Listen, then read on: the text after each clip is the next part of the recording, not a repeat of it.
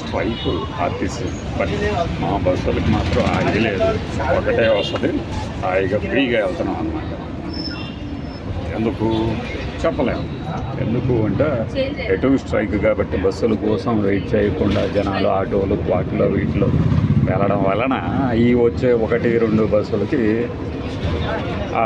తాకిడి లేకుండా పోతుంది. బట్ వెనక్కి వచ్చేటప్పుడు రిటర్న్ జర్నీలో మాత్రం అసామిరంగా ఫుల్గా ఉంటున్నారనమాట. మొత్తం మీద స్ట్రైక్ చాలా రోజుల తర్వాత మళ్ళీ ఆటోలని క్యాబుల్ని బుక్ చేసుకుందాము అనుకునే వాళ్ళకి ఒక అవకాశం కల్పించినట్టండి.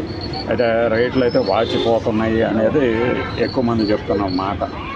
అది స్ట్రైక్ని ఇదిగా పెట్టుకొని సాకుగా చూపించి బాగా వసూలు చేస్తున్నారు.